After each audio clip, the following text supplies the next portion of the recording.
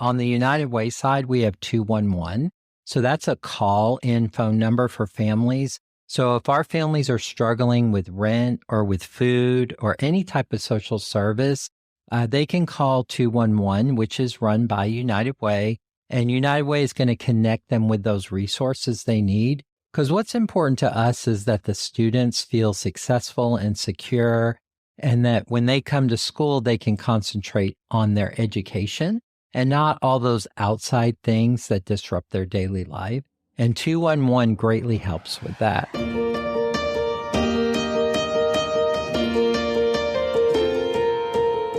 Welcome to the Voices United in Education podcast. Each week, we showcase the teachers, administrators, and community members who go the extra mile to contribute to the success of every student in Escambia County. You'll meet the real people behind the titles and learn about the amazing resources to support every student's success. They say it takes a village to raise a child, but in today's world, the villagers are busy, tired, and often fighting an uphill battle with rising housing and living costs. Finding the village and its resources can feel like another item on an already very long to-do list. My next guest is the Director of Enrollment Services and Coordinator of Student Services. He wears many hats, but today he's going to share about a special partnership with United Way that makes everyone's load lighter. UWF grad, community enthusiast, all in for students, Chris McFarland. Thanks for being here. Thank you. I appreciate you having me. When I say like you're all in on students, I mean, you really are, because not only did you graduate from high school in Pensacola, got all 3 of your degrees here, but you've been in this position for 16 years. Correct. So I'm currently working Enrollment Services, which used to be called School Choice, but we've expanded and we do so much more than just student transfers now.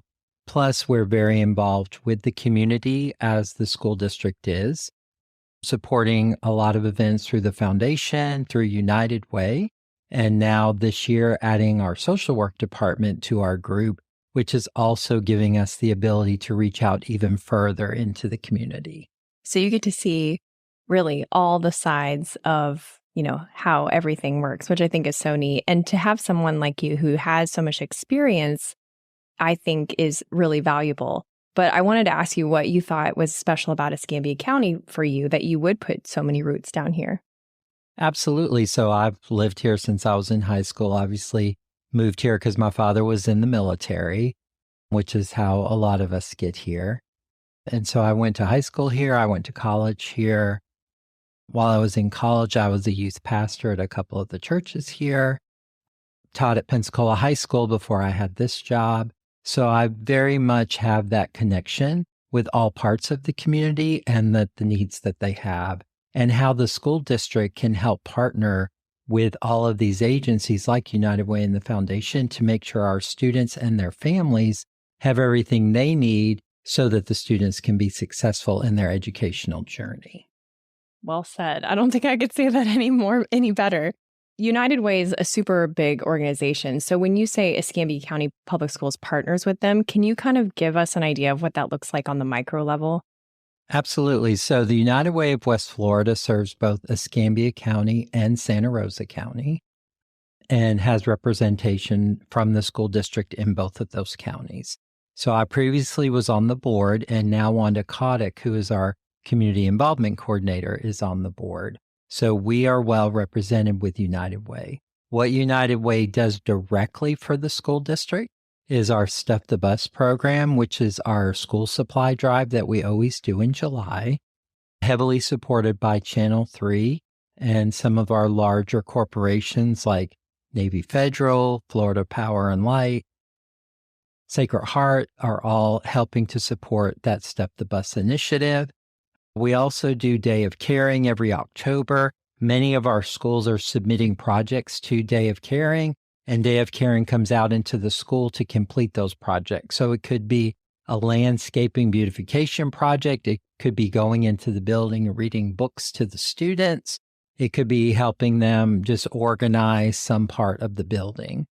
But Day of Caring is also a large way that United Way is supporting the school district.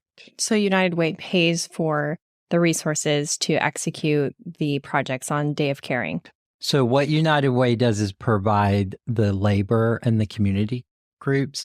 The schools are supplying, if they need like landscaping materials or interior materials, those are being provided either by the school district or through the foundation, while United Way provides all the marketing, all the organization, all the manual labor teams for those schools.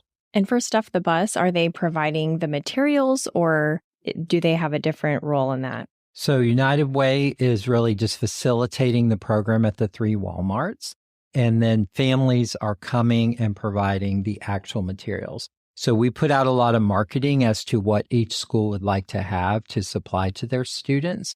Those are collected as families are coming in and out of those Walmarts where they're all day from 6 in the morning till 6 at night.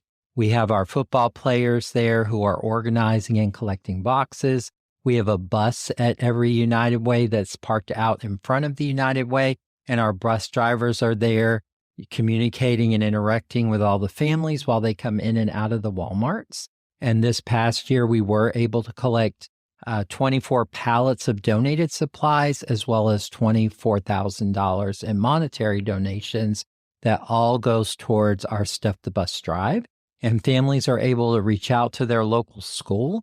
And if the school doesn't already have the supplies that that family needs, they can reach out to me and I will help them get those supplies.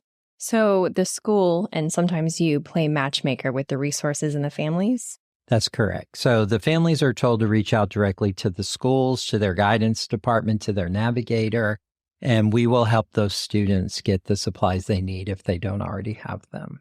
When you say supplies, I mean, I think of like the traditional backpack, crayons, pencils. Am I missing anything? So correct. We give them backpacks. We give them pencils, pens, notebooks, art supplies. If they have a need for like clothing, shoes, we do have a closet for that, and we can supply some of those. Some of our schools are uniform schools, so sometimes those families also need the uniforms. So that's where we can bring in our social workers or our navigators. This past year, we did a drive where we collected neckties for all of our older students that have to do Dress for Success events, and we collected neckties for them. So, you don't want to buy a tie when you only have to wear it one day at school. So we collected ties for them to have for their Dress for Success events. Oh, that's really cool. Do you have a feeling, having been over all of this for so long and in the community and with one foot in the school district, do you feel like one program kind of tugs at your heart more than another, or is more successful that stands out than another? So I do think there are two, one on the foundation side and one on the United Way side. On the United Way side, we have 211. So that's a call-in phone number for families. So if our families are struggling with rent or with food or any type of social service, they can call 211, which is run by United Way. And United Way is going to connect them with those resources they need. Because what's important to us is that the students feel successful and secure, and that when they come to school, they can concentrate on their education and not all those outside things that disrupt their daily life. And 211 greatly helps with that. On the foundation side, we have our Teachers Grants for Excellence. So the foundation is able to provide our teachers with small grants to help them get the things they need for their classrooms so that the students can have interactive, engaging projects and learning that the school just isn't able to support or provide funding for. And that has been an awesome program for the school district where those funds are going directly to the teacher for the projects they create and want to implement in their classrooms. Oh, wow. That's really interesting because you hate to hear about the teachers spending their own money of their modest salaries on their classrooms. Correct. And we've been working greatly on that. We're also providing what we call a teacher resource room. That's going to be provided through the foundation as well, located at our warehouse where teachers are going to be able to go in and get the supplies they need. Currently, it's being piloted, so it's not open to every school yet. But It will be open to every school once we get it going. So is that just a matter of implementation, or do parents who are listening to this need to show demand in order to get the supply? So we really don't. I mean, if we don't really ask that they show anything if they need supplies and the school has them. Typically, the school has more than enough supplies for the students. And all of the schools know if they don't have something that is widely being requested, they can reach out to us, and we're going to do everything we can to try to get that to them. Okay, so it's not something, that the parents would have to request in order to make sure it finds their way to their school, that resource room that you were talking about. No, it will eventually get there. Yeah, typically the student just goes to their guidance counselor or their navigator and requests something, and they all have a closet that we fill at the beginning of the school year. So if it's not already there, there is a process in place where they can request it. So why the community agency and district collaboration? Why is that important? Why not just coordinate something, ground roots kind of through the community that way? Why is it important to partner with an organization like United Way to accomplish these results? Well, the school district very much wants to be part of the community. We don't want the students just coming to school, going home, and there not be a connection there. So as a community partner, we want to make sure that we're aligning with United Way, with the foundation, with Manna Food Bank. Every November, we do a big drive for Manna Food Bank. We want to be part of the community. These families are our family. We spend more time with their students than some of them do. And we just want to make sure that the students are happy, they're healthy, they have what they need, and they enjoy coming to school every day. We have 37,000 students in the school district. Many of them don't need any community agency help, but in this area, a lot of them do. So we want to make sure that the community understands, the county understands, the city understands that we're here to partner with them, and we want to be part of what's going on in the community. We want to be part of everything United Way is doing to support the community, and we want to be part of what the foundation is doing to support our classrooms. Can you think of a story, an incident that stands out to you where this sort of partnership and the resources that came from it made the difference for a student or for a family? So we have a lot of those types of examples, many of them in our elementary schools where kids are just starting out, just learning. And a lot of times the parents either don't understand how to get the student started or, what's needed. And so I don't work directly in the school, so I don't have a specific student example, but I know many schools reach out to us and to United Way and even to the foundation and are very grateful for what we offer. Right now, our big priority is on attendance, and we're looking at ways to provide incentives and class parties to make sure that our attendance is getting better and growing. As you know, with COVID, attendance kind of slipped down, and we're trying to bring all that back. And so many of the things that we do right now, September, for example, was what we called Attendance Awareness Month. That was a national initiative, but we really embraced that to make sure that all the kids knew how important it was to come every day, to attend, and to be there. And so that's kind of the things that we do in collaboration with the social workers and with the foundation to make sure that we are making a difference. What is the reason that students would not be attending school? Well, part of it with COVID was kind of habit forming, meaning during COVID, we were educating from home. We were excusing COVID absences. And, habits form. And so what we want to make sure is that the new habit is we're coming every day, we're experiencing all the things that the schools have to offer, and that we're making an impact with our teachers, with the staff, and with our family. But I do think that part of it was just the routine or the habit people got into during a 3-year COVID pandemic. And we just have to kind of regroup, retransition, and get back to what we consider to be the norm, which is coming to school every day. Sure. And, you are trying to make the experience of going to school fun and engaging for the students, so they want to. I guess I have a hard time understanding why a parent who may even work from home would want their kid at home. Wouldn't they want to send them away to school so that they can do their work? I feel like I'm missing some information here because maybe I'm not a parent, or because I'm certainly not in your shoes and having the benefit of seeing the whole picture. Right. Well, a lot of time it is, some of our schools start very early. Some of them get out very late. And so it's just really making sure that your family routine and your family dynamic includes schooling. And that's what we work with families on every day. We want all the kids to go to the school where they want to go, where they feel safe, where they're happy. We're a very big school choice district where we allow families to choose where they want to send their student. And the reason we do that is because we want them to enjoy that educational experience. It's not just about learning. It's about networking with other students. It's about extracurricular activities. It's about sports. We want them to get the whole picture and not just the academic experience, but to be able to look back on all of their school years and say, yes, I had a very positive experience. You're a parent of two, and you worked with a lot of parents over the years.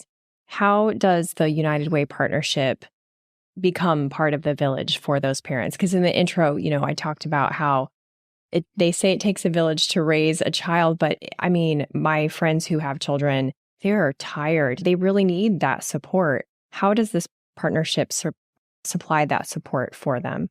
So United Way has done a very good job of making sure that they're visible, they're out there. And while we only concentrate wholly on these two programs of Stuff the Bus and Day of Caring, United Way is really there every day to support families and the needs that we have. They're very responsive to us when we reach out to them. We just really have a great partner with them. And a few years ago, when they added Santa Rosa and the Santa Rosa School District came on board, that strengthened the collaboration even more, because now our school district, the Santa Rosa School District, and the United Way of West Florida are all working together to make sure that the whole area is supported. And that benefits everyone, because these successful students are going out into the community. They're getting jobs. They're now becoming volunteers and helping where they were helped as youngsters.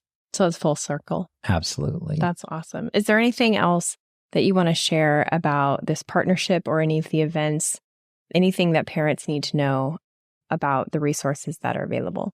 So parents really just need to know that the school district has a community engagement office.